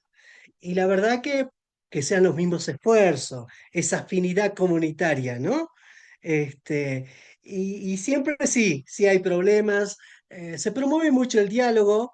Aquí en un cierto momento el que ayudó mucho fue el Consejo de Ancianos con los propios productores que han tenido un diálogo fluido y eso ayudó mucho a que esas diferencias no sean tan fuertes hacia al lectarlo de la comunidad, nosotros lo hemos solucionado con actas acuerdos. Por ejemplo, para buscar la denominación de origen con el INTA, con las universidades de Tucumán, para que se hagan los estudios de suelo, para que se hagan un estudio de calidad del producto, ver, hicimos más de 40 actas acuerdos para garantizar lo que decía aquí Ignacio, la parte nuestra, diciendo, perfecto, tú tienes la marca Tucumán, ¿no? Por ejemplo, nosotros hemos llevado la marca Tucumán al vino, fabuloso, pero hagamos un acta acuerdo. Hagamos un acta acuerdo donde estén las dos partes y lo mínimo indispensable para un buen entendimiento. Y así hicimos todo, ¿no? Eh, no tan solo por una cuestión formal, sino para que a futuro garantizar esas dos miradas, esa interculturalidad hacia el futuro. Sí, eso lo logramos hacerlo con los distintos organismos, incluso el CONICET, que varios organismos, el INTA, que han logrado hacer los estudios necesarios y guardar eso para futuro. El tema lógico, el tema comercialización, el tema, ahí hablaba Henry, que me he quedado yo en eso, no hemos llegado al círculo de ahorro que hablaba él, y que sí lo habíamos pensado, pero no logramos yo verlo en mi gobierno, en nuestro gobierno. Entonces, pero sí es muy importante, bien interesante, porque sí, hacer nuevos desafíos para que esa misma empresa productiva pueda pensar en otros emprendimientos, en los artesanos, por ejemplo, ¿no? En la arcilla de la buena calidad, en los hornos comunitarios. Ya he visto que ahora la ciencia y la tecnología hay otros tipos de hornos que le dan otras características. Está bueno, ¿qué va a decir el artesano? Sigo haciéndolo tradicionalmente, busco una otra forma, ¿cuál va a ser para que se garantice ese producto que guarde mi identidad? ¿Será así? ¿Qué es lo que dicen ellos? ¿Cómo? Bueno, son nuevas oportunidades que te van dando la ciencia y la tecnología, tanto para la comercialización o para hacer el producto. Eh, es hacia dónde desafiamos nosotros, cómo regulamos eso para producir con identidad y no perderlo, porque en el otro lado de ese mundo tan capitalista, la verdad que es aberrante, ¿no? Avasallante. Entonces, garantizar nuestra identidad en un producto tiene su gran desafío y, y también para prevenir hacia futuro en cómo uno involucrarse en ese mercado tan feroz y la verdad que con un producto sano, un producto que sea de comunidad, ecológico, ¿no? Que sepas que te va a hacer bien a la salud, que guarda el equilibrio con tu salud, con tu cuerpo, con tus emociones, ¿no? Un aroma, un vino, un pimentón, un comino, que ese producto es eso, y no que está estirado, que está ya diferente. Entonces, la verdad que esa garantía, trabajar en eso para que tenga su denominación de origen, es un gran desafío para nosotros también, que podemos garantizar un buen alimento. Gracias. Tenemos dos manos levantadas, a Samira y Morita. ¿Querés? Empezamos con Samira y después sigue Morita. ¿Está bien? Hola, buenas tardes. Muy interesante el conversatorio. Eh, Me parece muy importante este tipo de instancias y que surjan estos encuentros, así que les agradezco. Yo soy de Chubut, pertenezco al pueblo mapuche tehuelche. Comentaba recién en el chat que, bueno, la importancia de tener los territorios sanos, porque acá estamos amenazados ahora con estos cambios de leyes, la ley de glaciares, bueno, todas estas atrocidades y atropellos hacia la naturaleza que no nos van a permitir a nosotros tener territorios limpios y sanos y con agua para poder tener una actividad productiva, ¿no? Además de toda la criminalización que venimos atravesando ya hace varios años, eh, donde se acusan a comunidades, a personas específicas sobre los incendios que hubieron ya hace, de los del año pasado y los de este año, y los anteriores también, siempre apuntan contra el pueblo mapuche tehuelche. Lo que genera un estigma desde la sociedad hacia nosotros, que no nos deja avanzar tampoco esto. Comentarles un poco cómo es la economía acá de las personas. Específicamente yo estoy viviendo en Esquel, que es mi ciudad natal, y grupo de mujeres de Pulamien, hombres y mujeres, se están reuniendo para hacer lo que llamamos trasquintu, que es una manera de intercambio. Tenemos muchos artesanos, mucha gente bueno, que trabaja la tierra en el pequeño espacio que tenga, también del Nahuel, la medicina que nos da la tierra, y eso lo utilizamos de manera de intercambio. Bueno, también lo que tiene que ver con telares, con platería. Pero bueno, se ha estado reactivando esa antigua forma que se manejaba bastante hace tiempo, como una manera de resistencia también. Se han hecho varios encuentros donde nos encontramos varias comunidades y llevamos nuestras cosas para intercambiar. Pero todavía nos queda mucho camino por recorrer para llegar a una economía social y solidaria que nos sea eficiente a todos acá. Eh, Me gustaría poder participar igual en las siguientes encuentros, porque bueno, también estoy cursando una carrera en la universidad y me parece, y justo está la materia de economía, entonces estas miradas y perspectivas y que hablen sobre autores y gente que nos pueda a nosotros nutrir desde ese lado, puede servirme mucho a mí. Así que bueno, nada, decirles eso, agradecerles y comentarles esa pequeña parte de nosotros acá en el sur de Argentina. Gracias, Amira, muchísimas gracias. Bueno, igual esto que nosotros estamos contando no se da en muchas universidades, así que vas a tener primicias. Bueno, Morita, ¿querés seguir? Sí, estás muteada. Ahí está. Sí, miren, vengo de otro ámbito, porque soy antropóloga y mi experiencia básica ha sido desde muchos años con pueblos que la antropología ha conocido como sociedades de cazadores-recolectores, agricultores incipientes. Yo quiero felicitar, por un lado, al CEPAS por la iniciativa, a los expositores, porque he aprendido un montón, realmente un montón. Me quedan asimismo una serie de preguntas justamente basadas en lo que es mi experiencia. Por ejemplo, he escuchado con muchísimo interés a Henry y me sitúa en un espacio muy lejano, muy distante de los cazadores-recolectores, con los cuales yo he desarrollado la mayor parte de mi experiencia. De todas maneras, los conceptos que él empleó, sí, por suerte, han sido objeto de análisis y de la antropología a lo largo de tantos años. No así el concepto de buen vivir. Realmente de mi experiencia con cazadores recolectores nunca escuché esa palabra, buen vivir. En cambio, y esto se acerca mucho a lo que se planteó, hablan de tranquilidad.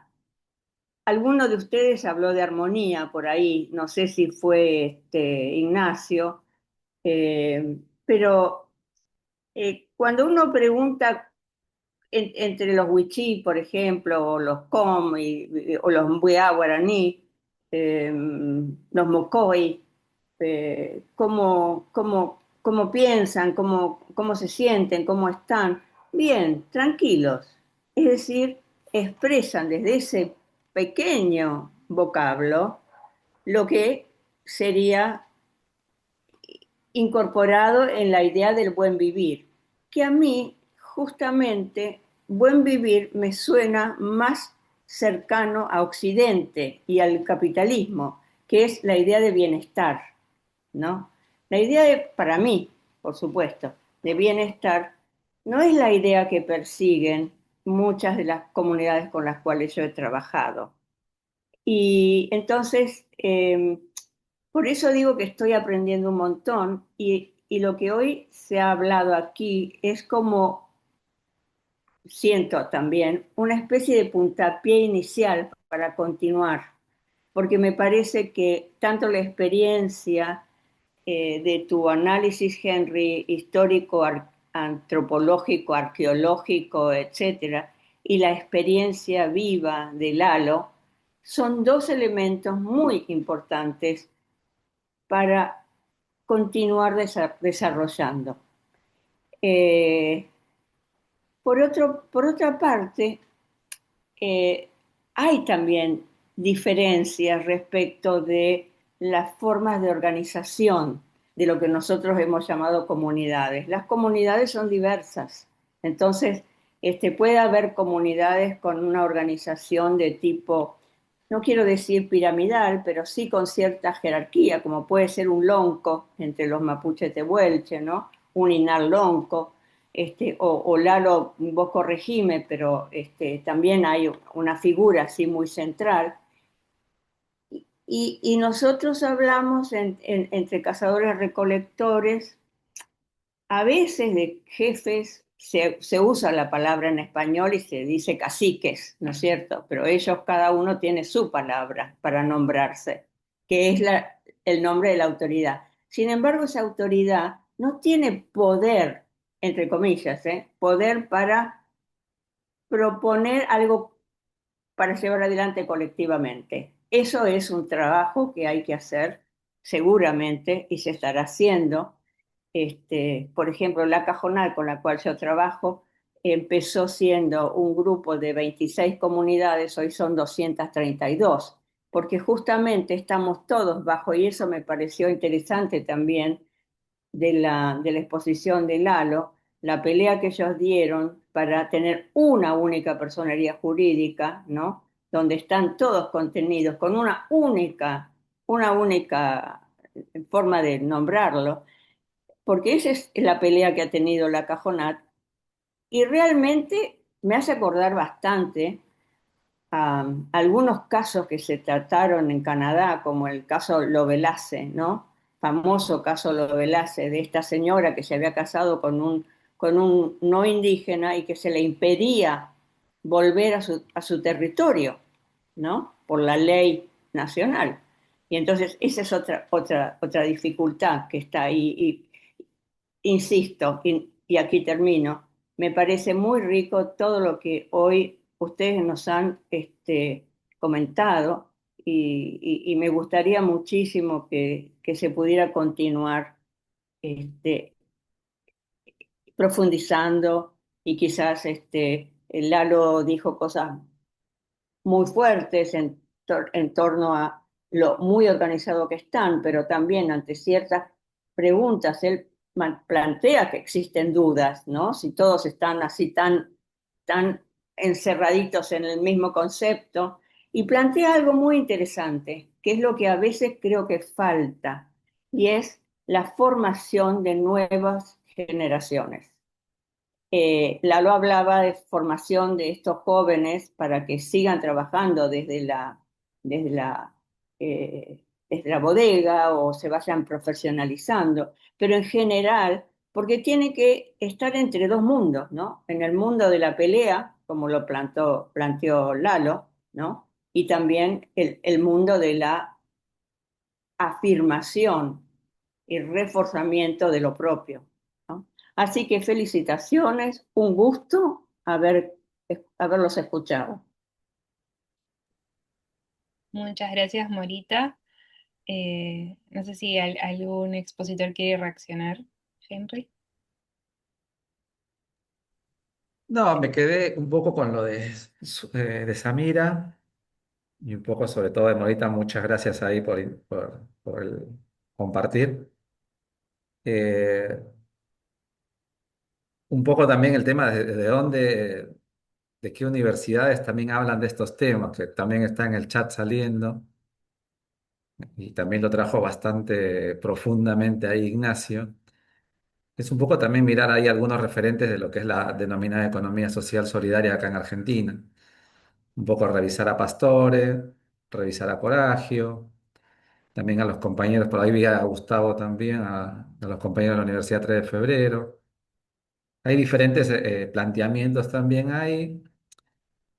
También un poco hacer el revisionismo también de la diversidad de forma de organización de la comunidad, como lo trae Morita, que es fundamental eso. O sea, ah, hay muchos de los estudios del mundo mesoamericano, andino, o también de estas partes de acá, que decían, no, esta zona no tiene, hasta acá llegaron, con la lógica idea también de decir, no, porque los mapuches tenían ciertas condiciones, o no había alfarería, no había cerámica, no había agricultura. Bueno, cuando me dicen acá en la provincia de Buenos Aires no había pueblos originarios, bueno, sí, ¿de dónde están los querandís? Es un tema también de entender y revisar también esas formas también. y que tiene que ver con algo que marcaba también Ignacio, y Eduardo lo traía también, el tema de cómo uno se reconoce, que es fundamental también. Si se reconoce como... Y pasa mucho en las grandes ciudades con el tema de los desbordes populares de los 50 cuando aparece el famoso desarrollismo y todos se vuelcan al ámbito urbano, y todo lo que era indígena, originario o diverso, prácticamente es algo que avergonzaba a la gente. Eso lo vamos a ver en las grandes barriadas de Lima, acá lo vemos en el Gran Buenos Aires, en la Gran Rosario, Gran Córdoba, hay mucha diversidad, o el Gran Santa Fe también. Y ahí es importante un poco recuperar esas formas de organización de lo comunitario. Uno empieza a decir, bueno, pero los guaraníes sí tienen los motiros, los ejidos en Mesoamérica, o los hay, no sé, hay varias formas de organizar. Y ahí es importante también algo que marcaba muy fuerte tanto Eduardo como Ignacio, el tema de la desigualdad.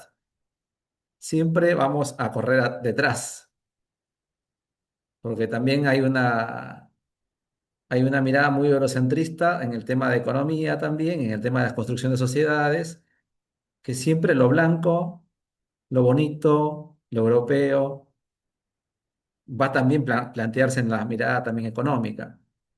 O sea, si viene un autor como Pazzi o algún autor indígena que habla de esta forma, decir, bueno, está bien.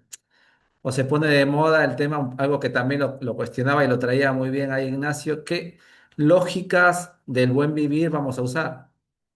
Que eso también es algo que también hay que revisarlo. Cada grupo, cada etnia, yo lo veía en los Wichi, en los Quom, en los Mocoví, cómo les todavía preservan algunas cosas de su lengua, cómo leen el cielo, cómo leen o sea, tienen una referencia muy fuerte con la naturaleza, por ejemplo.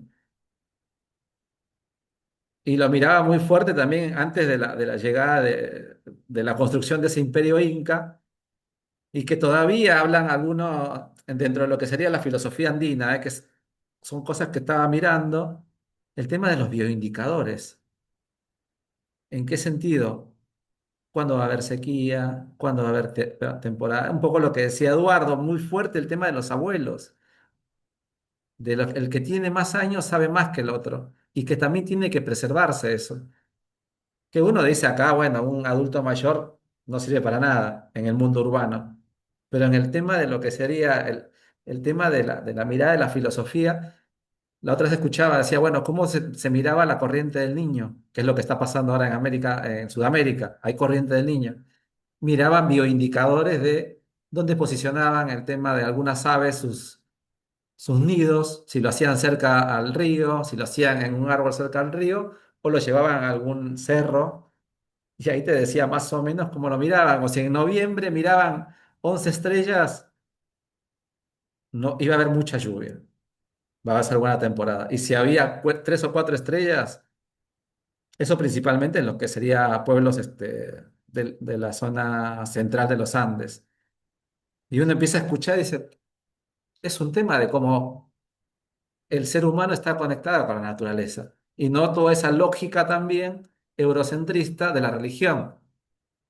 Uno escucha la filosofía y dice, yo puedo relacionarme con el sol, con la luna, con la tierra, con la lluvia, con el rayo, o con los cerros, o con los Andes, o con el Apu, bueno, porque lo veo.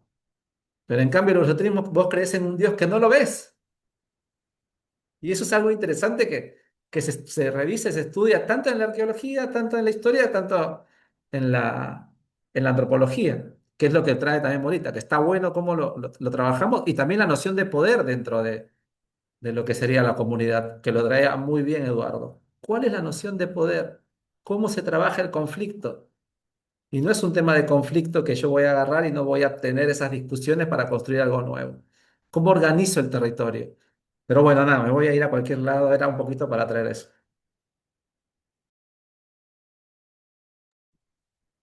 Gracias, Henry. Bueno, Juan, y creo que después se había levantado la mano otra persona, pero después la bajó, capaz se arrepintió. Pero bueno, Juan, No sé si yo. Sí, vos. La Después, verdad, después de interesantísimo. Juan, Rafael. ¿Cómo?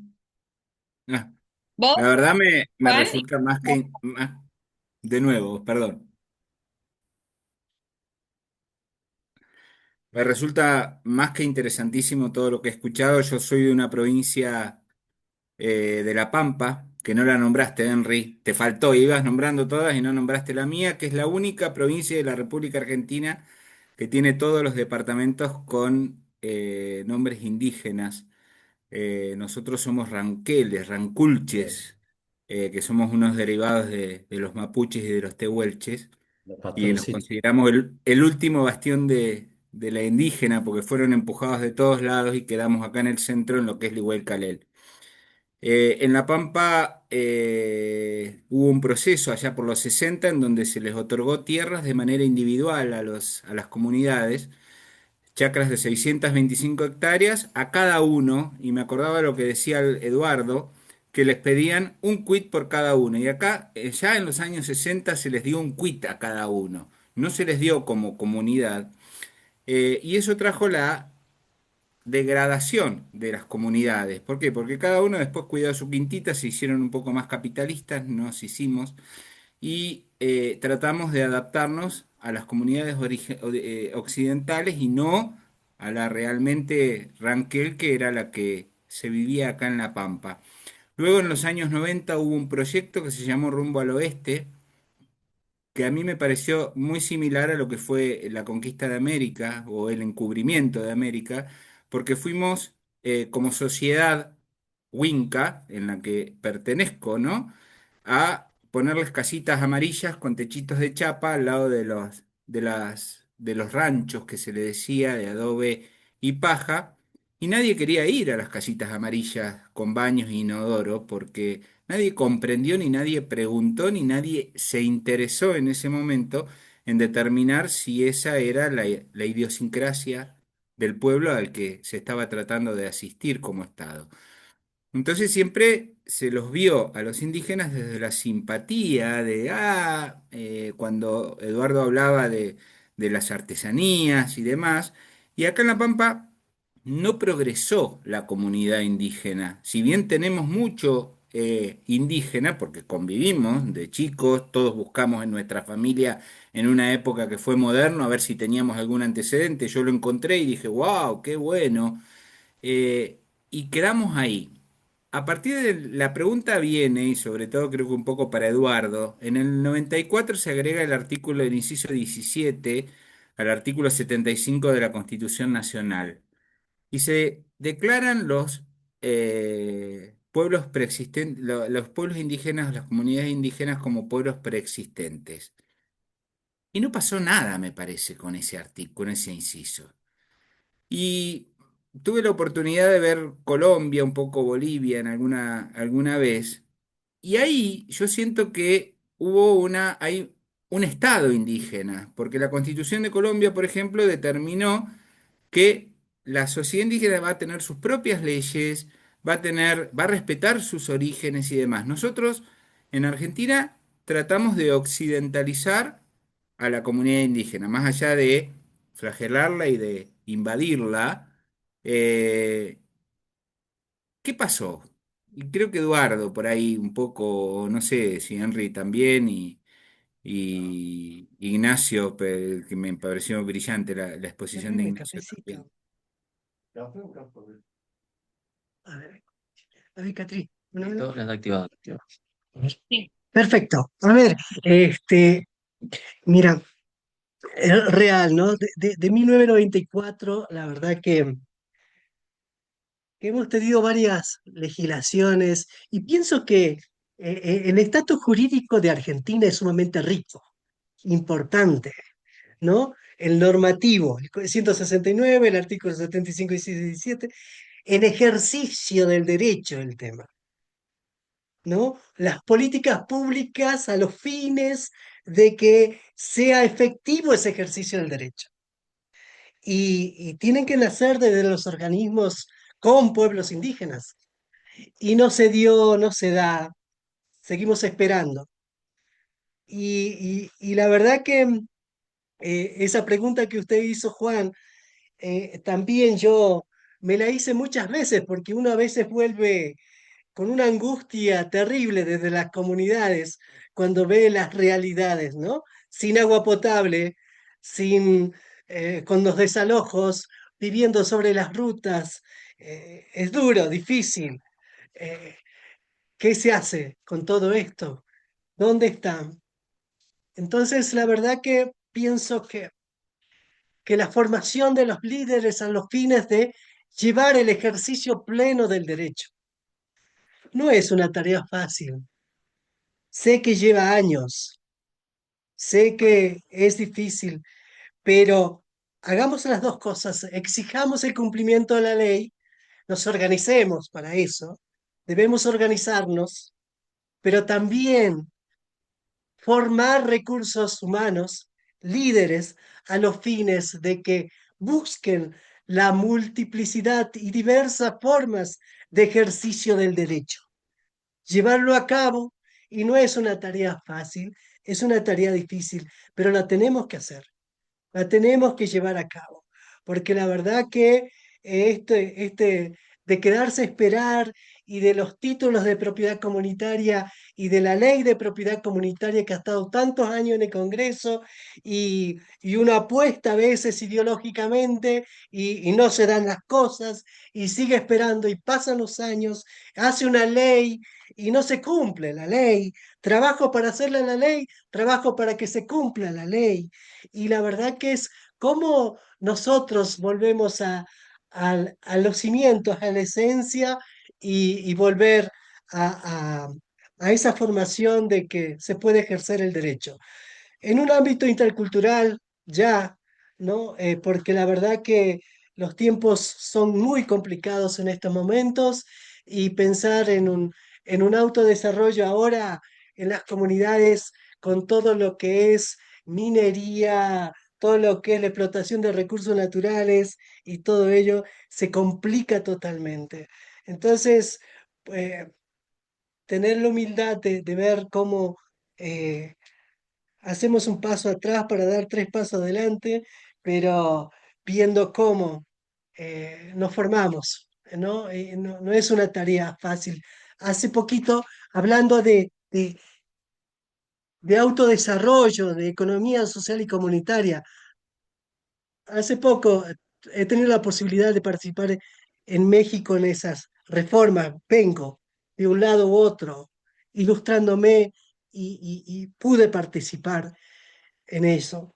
Y se ha reconocido a pueblos indígenas como sujeto de derecho público constitucionalmente, sujeto de derecho público. Y ahora hay una práctica en estos meses donde del Estado federal, del patrimonio federal, va a ir a las comunidades, a 20 pueblos o 20 comunidades, no lo tengo claro, pero va a ser el primer caso de unos fondos directos a los fines de promover ese autodesarrollo. Seguir viendo alternativas, seguir viendo formas. Como pueblos indígenas somos sujetos de derecho. Es una palabra que la hemos peleado 20 años en los organismos internacionales. La S de pueblos es muy rica en cuanto a eso. Se aprobó, pero como usted dice, en la práctica, en el ejercicio concreto, esas políticas públicas llegan a las comunidades indígenas, se hacen efectivas en las comunidades indígenas. No es así. Entonces también que sea la exigencia al Estado, pero también nosotros como nos formamos también en todo eso. Así que, bueno, muchas gracias. Gracias, Eduardo. Bueno, vamos a pasar a la última pregunta porque planeamos terminar el conversatorio a las 8 para cerrar. Si querés, Rafael, contar tu reflexión. Bueno, buenas tardes ahí, muchas gracias Antonella, muchas gracias a las organizadoras, saludar ahí a Eduardo, a Silvina, que por ahí nos conocemos. No, lo mío cortito, agradecer ahí a Eduardo, yo soy abogado también que trabajo ya hace algunos años acá en el Alto Valle Calchaquí, en la zona de Cachi, con algunas comunidades, ¿no? Y nada, agradecer el aire fresco por ahí que nos da Eduardo, no solo por lo rico de la experiencia, ¿no? Y también lo rico de que sea en primera persona, ¿no? Que es algo muy, muy interesante y que siempre, muchas veces es un pendiente en esta temática, ¿no? Que esto esté contado en primera persona. De paso, recomendarles el vino, que es muy bueno, muy rico. Y bueno, también contarles que acá en la zona de Cachi se hace en su momento, ¿no es cierto? Cuando teníamos más políticas públicas orientadas hacia el desarrollo comunitario, también se ha intentado seguir un poco los pasos de Sumas Causay de la bodega. Bueno, no hemos llegado a eso, ¿no? Pero sí, sí varias familias, inclusive de varias comunidades, han empezado a producir sus vinos. Hemos empezado a trabajar en una marca colectiva, ¿sí? Y bueno, también con las dificultades, ¿no? Que implica toda construcción colectiva y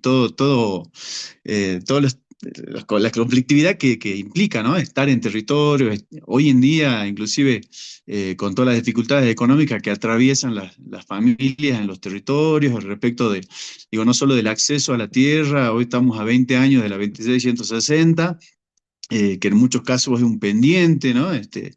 Sino también el apriete económico por todas las otras situaciones, inclusive muchas de las familias que en su momento arrancamos con la idea de la futura bodega y de la marca colectiva. Bueno, hoy en día también están viendo la forma de vender su pequeña producción ya de forma más individual. Nada, son cosas que pasan en el camino, así que agradecer este espacio y bueno, el aire fresco que le decía a Eduardo de esa experiencia tan rica y en primera persona. Así que saludarlos desde acá del Alto Valle Calchaquí, y a la organización también de la charla. Buenísimo, muchas gracias Rafael. Bueno, con esto vamos a ir cerrando el conversatorio. Si quieren estar pendientes de las próximas actividades que vamos a desarrollar desde el CEPAS, los invitamos a visitar nuestra página web, que está en el chat, y también seguirnos en las redes, CEPAS con doble P. Ahí se van a estar enterando de las novedades, y www.cepas.org.ar. Muchísimas gracias por reunirnos hoy y estaremos comunicándonos pronto. Gracias. Muchas gracias a todos y todas. Muchas gracias. Chau, Ya chau, iremos a visitarlo a gracias. A Juan. Chau, chau. Muchas gracias. Gracias, gracias.